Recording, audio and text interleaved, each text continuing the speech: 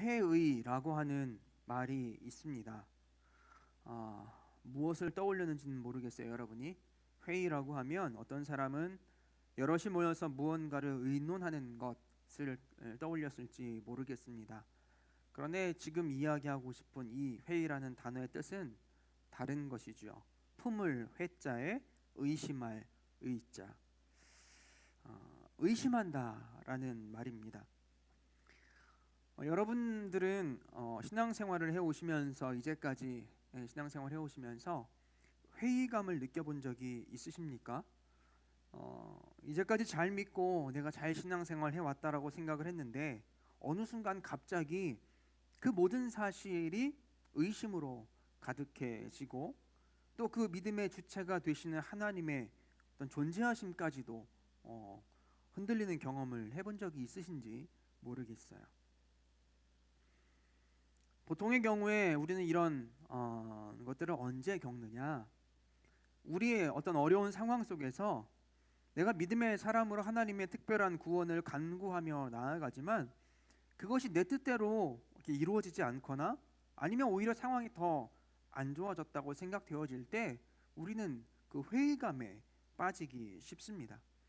하나님이 살아계시고 그분이 진짜 하나님이시라고 한다면 마땅히 나의 이런 상황과 어떤 문제 앞에 어떤 모양이 되었든 기적을 일으켜 주시고 아니면 뭔가 내가 깨달을 만한 사인을 좀 주셔야 한다라고 나는 생각을 하는데 가만히 보니까 내 삶 속에 어떤 문제가 닥쳤을 때 그에 대한 어떤 구원도 느껴지지 못하고 하나님의 어떤 사인도 내가 읽혀지지 않았을 때 우리는 회의에 빠지고 또 우리는 그것을 시험에 들었다라는 표현으로 표현하곤 하지요.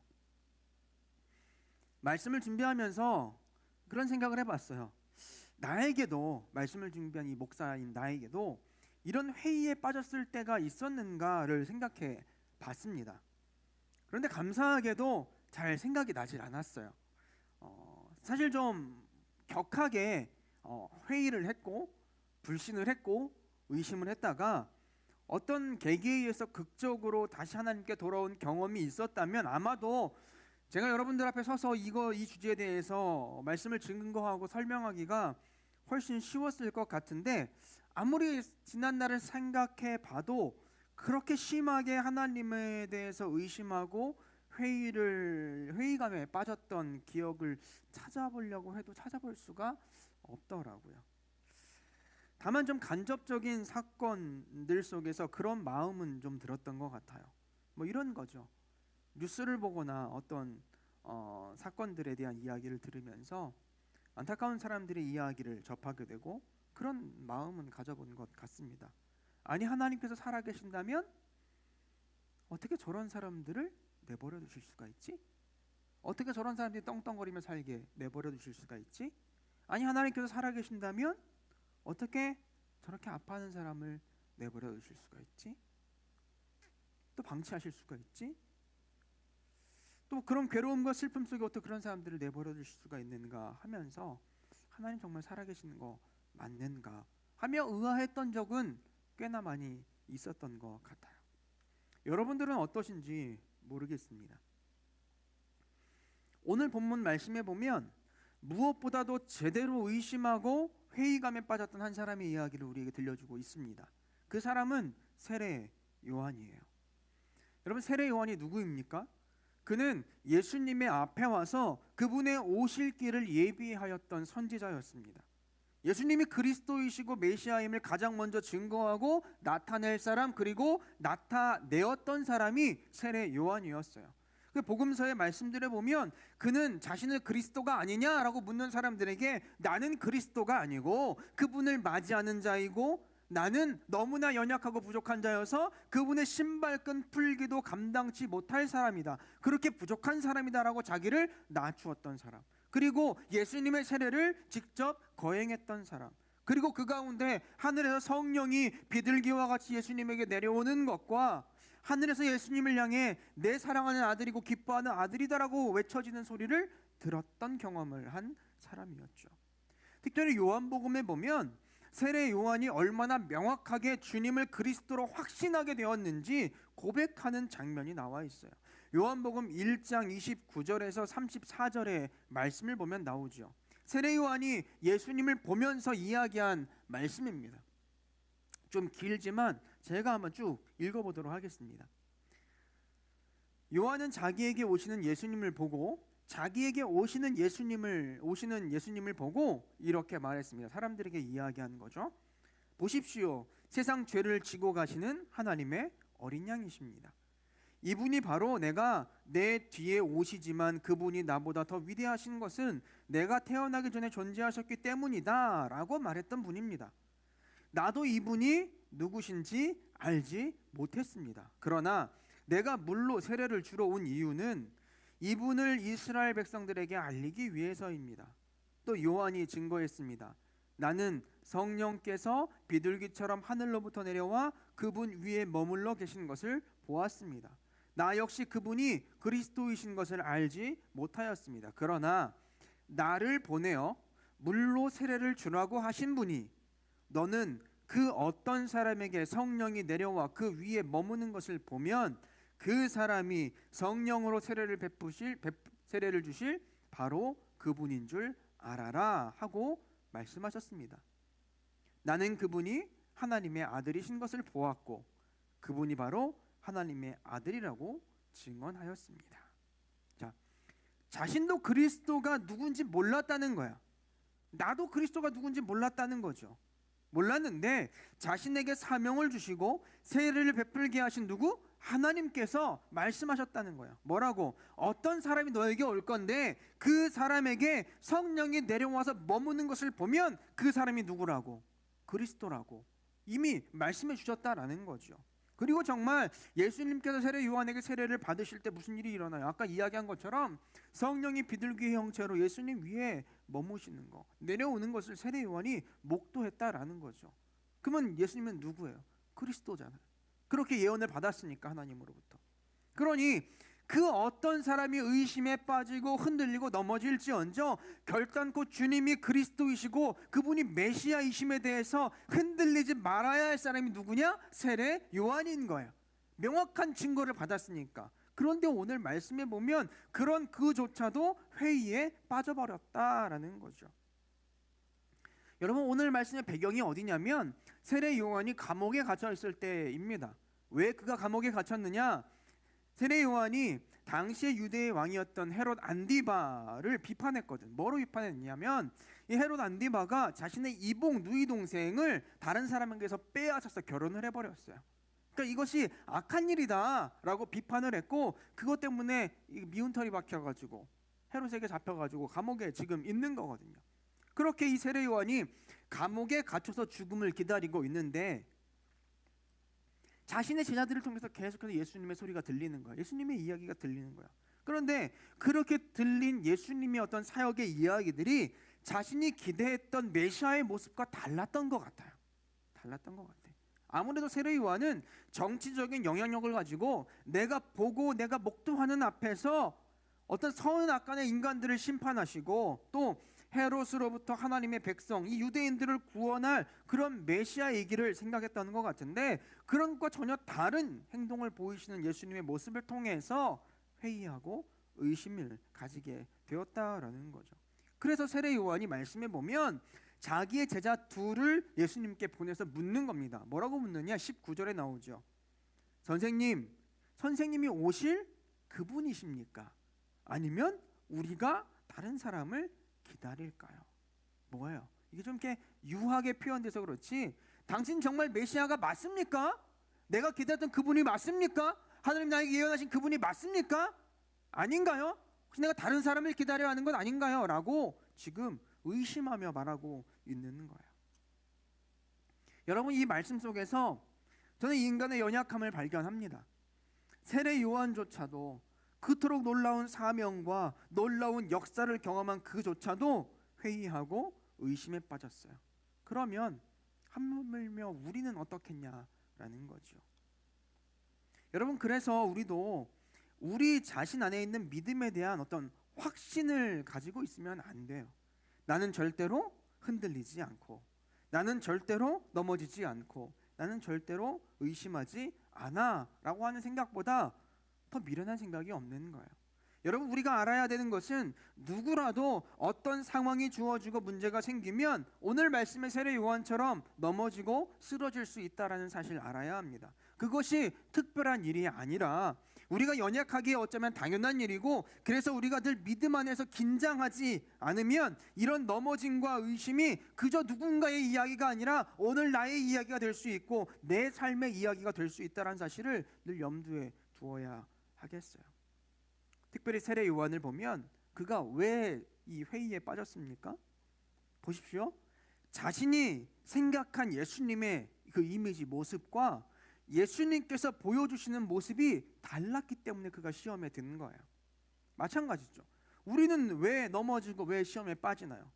내가 기대하고 원하는 주님의 모습과 내 삶 속에서 이루어진 예수님의 모습이 다르다고 느끼기 때문에 우리는 시험에 드는 거예요. 다시 말해서 주님께서 내 뜻대로, 내 생각대로 그렇게 내 삶 속에 역사해 주시면 너무너무 좋겠는데, 그분은 나의 생각과 전혀 다르신 것 같고 그저 가만히 계신 것만 같아서 우리는 시험에 든다라는 거죠. 그렇게 회의에 빠진다라는 거죠.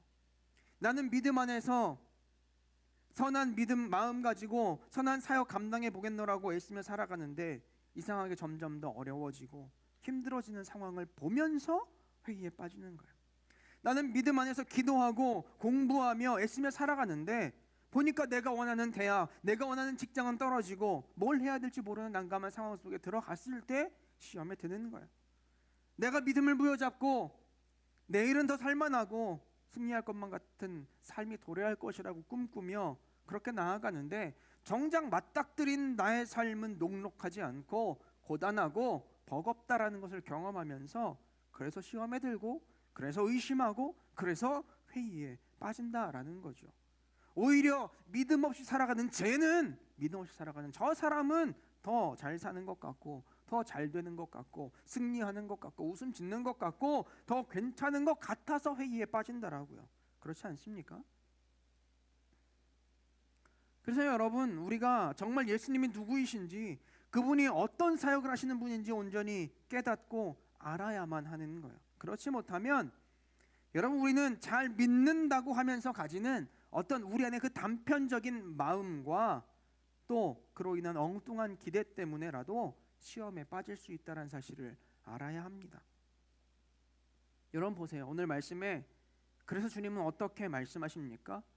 주님은 세례 요한의 그 의문을 가지고 온 제자들에게 말씀하시죠. 22절의 말씀입니다. 가서 요한에게 너희들이 보고 들은 것을 알려라.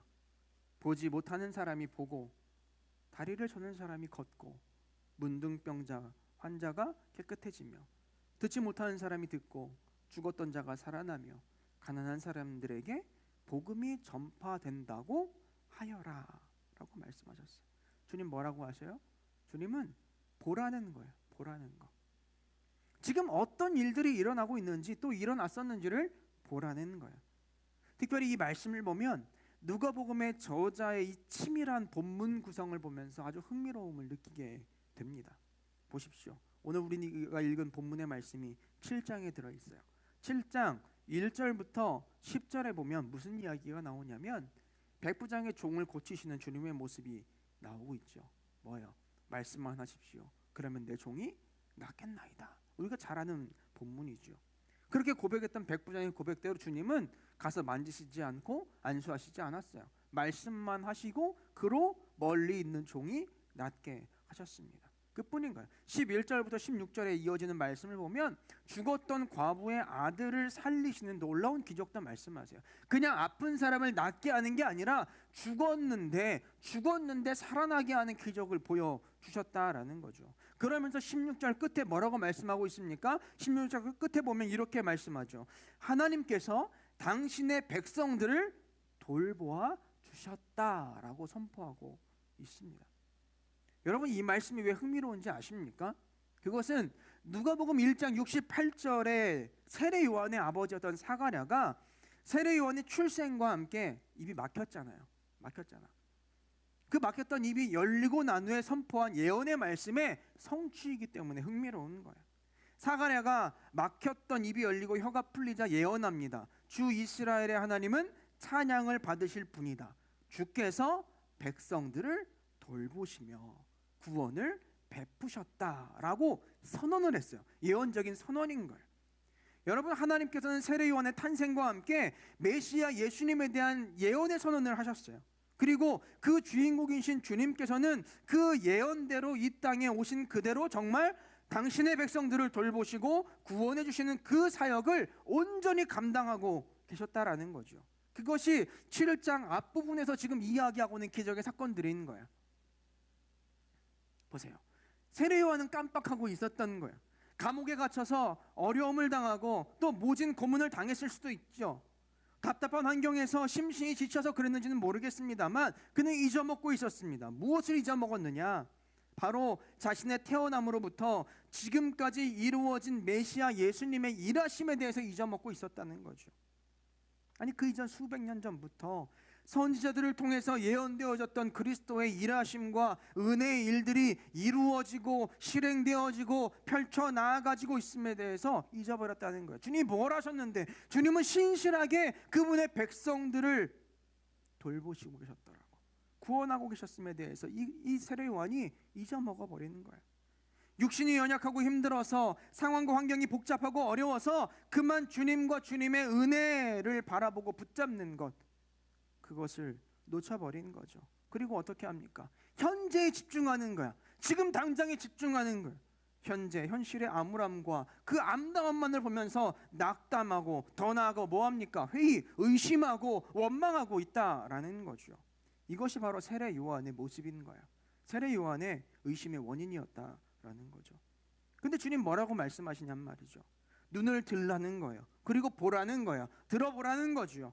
이제까지 주님께서 어떤 일을 하셨고 그래서 무슨 역사가 일어났고 어떻게 되었는지를 확인해 보라는 거예요. 그리고 믿으라는 거죠. 여러분, 우리는 왜 넘어집니까? 우리는 왜 자꾸 쓰러지나요? 그 이유는 간단합니다. 우리는 자꾸 현실만을 보려고 하기 때문에 넘어지는 거예요. 지금 당장에 아프니까, 지금 당장에 힘이 드니까, 지금 당장에 이해가 되지 않고 지금 당장 내 상황이 너무나 암울하기 때문에 나는 다른 것 보지 못하고 넘어져 버리는 거죠. 그러면 어떻게 그 상황 이겨낼 수 있습니까? 22절 가서 요한에게 너희들이 보고 들은 것을 알려라. 뭐예요? 요한으로 기억나게 하라는 거예요. 기억하게 하라는 거죠. 여러분, 우리 신앙을 더욱 굳건히 할 수 있는 방법은 그래서 뭐냐? 기억하는 겁니다. 기억하는 거. 무엇을 기억하느냐? 하나님께서 이미 내 삶 속에 이루어 놓으신 은혜의 일들과 그 역사들을 기억하고 되뇌어 보는 거예요. 여러분, 여러분의 삶을 되돌아 보셨으면 좋겠어요. 여러분의 삶은 누가 이끌어 오셨습니까? 누가 여러분으로 지금 이 자리에 서 있게 하셨습니까? 누가 울산 3대 얼짱을 만나서 결혼을 하게 하셨으며, 누가 천안 사람들을 울산으로 일하게 하셨으며, 누가 거기서 이런저런 사람을 만나게 하셨고, 또 누가 천안에 올라와서 이런 모임을 갖게 하셨고 관계를 갖게 하셨고, 누가 여러분의 삶이 되게 하셨냐라는 거죠. 여러분이 한 일인가요? 여러분의 계획입니까? 여러분, 우리가 믿는 그리스도인이라면 이 물음 앞에 그 누구도 자신의 어떠함을 이야기할 수 없습니다. 그저 우리 입에서 나올 수 있는 고백은 단 하나죠. 하나님께서 하셨습니다. 하나님께서 돌보셨습니다. 생각해보니까 하나님의 일하심입니다 뿐인 거죠. 오늘 주님께서는 바로 그것을 말씀하시는 거예요. 세례 요한에게 누가 너의 태어날 때 예언되었던 놀라운 구원의 일들을 신실하게 또한 온전하게 행하고 있느냐라는 거죠. 누가 하나님의 백성을 돌보고 누가 그들의 삶을 살피고 있냐라는 거예요. 육신의 감옥이 아니라 되려 자기 안에 불만과 의심의 감옥에 갇혀서 당신이 메시아가 맞습니까? 라고 묻는 세례 요한 앞에 주님은 어서 그 마음의 감옥을 깨부수고 일어나서 천지에 외쳐지는 고백을 들으라는 거예요. 어떤 고백이에요? 하나님께서 당신의 백성을 돌보아 주신다라는 그 고백. 이 외침을 들어보라는 겁니다. 여러분, 우리도 그래요. 우리도 우리 안에 있는 마음의 감옥에 자주 갇히곤 합니다. 그렇게 현실에 녹록치 않음에 힘겨워하고, 그래서 때론 주님을 원망하고 의심하고 회의에 빠지기도 합니다. 여러분, 그럴 때 어떻게 해야 되냐는 거예요. 여러분, 그럴 때 다른 것 할 필요 없어요. 여러분의 삶을 뒤돌아보라고요. 그것을 뒤돌아보고 그 속에서 울려 퍼질 수밖에 없고, 지금도 울리고 있는 하나님께서 누구의 삶을 돌보신다? 나의 삶을 돌보신다 라는 그 구원과 확신의 외침을 들어보십시오. 그리고 그것을 다시금 지금 여러분의 막막한 삶 속에서 뭐 하라고요? 선포하라고, 외치란 말이에요.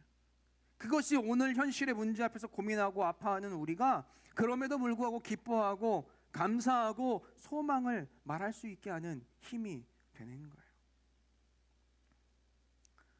시편 121편 1절부터 4절의 말씀을 같이 보기를 원합니다. 여러분 눈으로 같이 보셨으면 좋겠고요. 제가 읽어보도록 하겠습니다. 익히 잘하는 말씀인데 번역본이 틀리다 보니까 조금 낯설 수는 있을 것 같아요. 내가 눈을 들어 산들을 바라봅니다. 나의 도움이 어디서 옵니까? 나의 도움은 여호와로부터 옵니다. 하늘과 땅을 만드신 그분으로부터 옵니다. 여호와께서 여러분의 발이 미끄러지지 않게 하실 것입니다.